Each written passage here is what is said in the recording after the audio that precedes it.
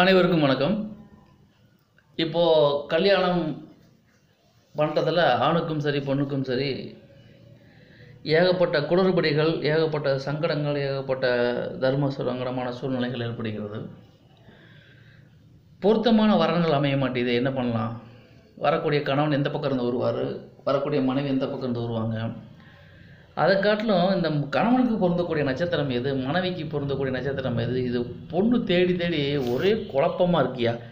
கரெக்டாக இவங்க இந்த நட்சத்திரத்தை தான் பொண்ணு அமையும், இந்த நட்சத்திரத்தை தான் பையன் அமையும்னு சொல்லுவாங்கன்னா, அதை தேடி நம்ம கண்டுபிடிச்சோம்னா நமக்கு கொஞ்சம் ஈஸியாக இருக்கும். அது என்னன்னு தெரியலையே, இதுக்கு என்ன தான் பண்ணுறது அப்படின்னு நிறைய பேர் கேட்டுக்கிட்டு இருக்காங்க.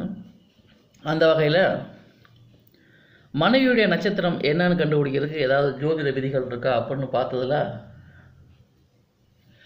நம்ம பாரம்பரிய முறையில் புதுசாக என்ன சொல்லுவாங்க, 7ஆம் வீடு யாரோ அந்த கிரகத்தின் தசையை எடுத்துக்கொள்ள வேண்டும். அந்த 7ஆம் வீட்டில் எந்த கிரகம் இருக்கிறதோ அந்த கிரகத்துடைய, இப்போ உதாரணத்துக்கு சுக்கிர கிரகம் 7ஆம் இடத்துல இருக்குன்னா அதோடைய தசை வந்து 20, அதை 9ஆல் வகுக்க வேண்டும். 20 9ஆல் வகுத்த என்ன கிடைக்கும்? 9 18, மிச்சம் 2.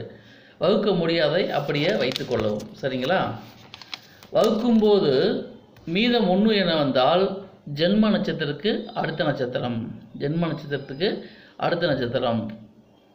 இப்போ உதாரணத்துக்கு ஆவணி நட்சத்திரம் சுவாதின்னு வச்சுக்கோங்க. இப்போ என்ன வந்திருக்கு இல்லையா? இப்போ வந்து மீதம் வந்து 2 வந்திருக்கு. அப்போது அவங்க நட்சத்திரம் சித்திரை நட்சத்திரம் வச்சுக்கோங்க, சித்திரை நட்சத்திரம் வச்சுக்கோங்க. அப்போது மீதி எத்தனை வந்திருக்கு?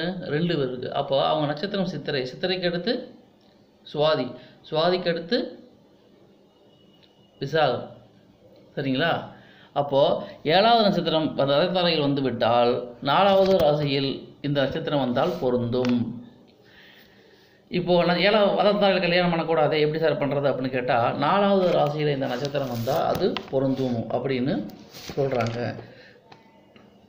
சரி, வேறு எந்த முறையில் ஏதாவது சொல்கிறாங்களா அப்படின்னு பார்த்தா, கேபி முறையில் பார்த்துக்குங்க. கேபி முறையினாலே 7ஆம் அதிபதி நின்ற உபநட்சத்திர அதிபதி, 7ஆம் அதிபதி நின்ற உபநட்சத்திர அதிபதி யாரோ அவருடைய ஜென்ம அணுஜென்ம திருஜென்ம நட்சத்திரங்கள் தான் வந்து மனைவியுடைய நட்சத்திரமாக அமையும். கேபி முறையில் 7ஆம் அதிபதி நின்ற உபநட்சத்திர அதிபதி யாரோ அவரின் ஜென்ம அணுஜென்ம திருஜென்மத்தில் தான் மனைவியுடைய நட்சத்திரம் அமையும் அப்படின்னு சொல்கிறாங்க.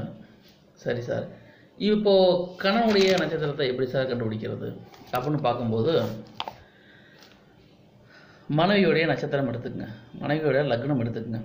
லக்னத்துக்கு 7ஆம் அதிபதியும் 8ஆம் அதிபதியும், சரிங்களா, அந்த 2 அதிபதியோடைய தசைகளை கூட்ட வேண்டும் அப்படின்னு மூல நூலில் போட்டிருக்கு. கூட்ட வேண்டும்னா இப்போ 7ஆம் அதிபதி உதாரணத்துக்கு 7ஆம் அதிபதி செவ்வாய் அப்படின்னு வச்சுக்கோங்க, 8ஆம் அதிபதி கேதுன்னு வச்சுக்கோங்க.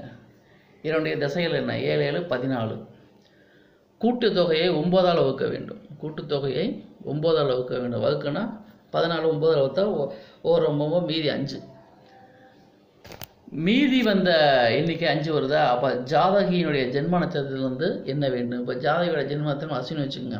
அஸ்வினி, பரணி, கார்த்திகை, ரோகிணி, மிருகசீரிடம். அப்போ வரக்கூடிய கணவனி நட்சத்திரம் மிருகசீரிடம் ஆகும். உதாரணத்துக்கு நம்ம ரூல் என்ன சொல்லுது? கணவனுடைய நட்சத்திரத்தை பார்க்குறதுக்கு என்ன பண்ணோம்னா, நீங்கள் பெண்ணுடைய ஜாதகத்தை எடுத்துக்கங்க. அந்த ஜாதகத்தில் லக்னாதிபதி லக்னத்துலேருந்து எண்ணுங்க. 7ஆம் இடம் 8ஆம் இடம் என்னன்னு பாருங்கள். 7ஆம் இடத்துடைய அதிபதியோட தசையும் 8ஆம் இடத்து அதிபதியோட தசையும் கூட்டுங்க. கூட்டினதை 9ஆல் வகுங்க. மிச்சம் என்ன வருதோ அந்த எண்ணிக்கையை ஜாதகியுடைய ஜென்ம நட்சத்திரத்திலிருந்து கூட்டினோம்னா வரக்கூடிய நட்சத்திரம் எதுவோ அதுவே அவருக்கு வரக்கூடிய கணவனி நட்சத்திரமாக அமையும் அப்படி என்று மூல நூல்களில் குறிப்புகள் காணப்படுகிறது. இந்த குறிப்புகள் பிறகு நீங்கள் ட்ரை பண்ணி பார்த்தீங்கன்னா கரெக்டாக அதே மாதிரி தான் சார் வருது. மனைவியுடைய நட்சத்திரம் என்னங்கிறது நீங்களே உங்கள் ஜாதகத்தில் பார்த்துக்கலாம். இது வரைக்கும் திருமணம் ஆகாமல் பெண் தேடிக்கொண்டிருக்கும் ஆண்கள் தங்களுக்கு வரக்கூடிய மனைவியின் நட்சத்திரம் என்ன என்பதை கண்டுபிடிக்கிறதுக்கு நான் சொன்ன இந்த வழிமுறைகளை பின்பற்றி உங்களுக்கு வரக்கூடிய மனைவி நட்சத்திரத்தை நீங்களே கண்டுபிடிச்சிட்டிங்கன்னா உங்களுக்கு குழப்பங்கள் மிஞ்சும். அப்போ அந்த நட்சத்திரத்தை மட்டும் எடுத்து பொருத்தம் பார்த்தாலே உங்களுக்கு தேவையில்லாத காசு விரயம் நேர விரயம்லாம் மிச்சமாகும். அப்போது இந்த விதிகளை அனைவரும் அப்ளை பண்ணி பாருங்கள். அப்ளை பண்ணி பார்த்துட்டு எந்த விதி உங்களுக்கு பொருந்தது, எந்த விதி உங்களுக்கு பொருந்தலை அப்படிங்கிற கான்செப்டை நீங்களே கண்டுபிடிச்சிட்டிங்கன்னா அது உங்களுக்கு மிக்க மகிழ்ச்சியுடையதாக இருக்கும். மனவாழ்வு உங்களுக்கு ஈஸியாக சிறக்கும். ஏன்னு கேட்டால் வரக்கூடிய நட்சத்திரத்தை முன்னாடியே தெரிஞ்சுக்கிட்டிங்கன்னா நீங்கள் அந்த ஜாதகத்தை மட்டும் அந்த நட்சத்திரத்தை மட்டும் செலக்ட் பண்ணி நீங்கள் பொருத்தம் பார்த்துக்கலாம். இதிலிருந்து உங்களுக்கு கால விரயமும் பண விரயமும் தவிர்க்கப்படுகிறது. நன்றி நேயர்களே. மீண்டும் அடுத்த பதிவில் வேறொரு தலைப்பில் உங்களை சந்திக்கிறேன். அதுவரை உங்களிடமிருந்து விடைபெறுவது உங்கள் ஜெயம் வேணுகோபால். நன்றி, வணக்கம்.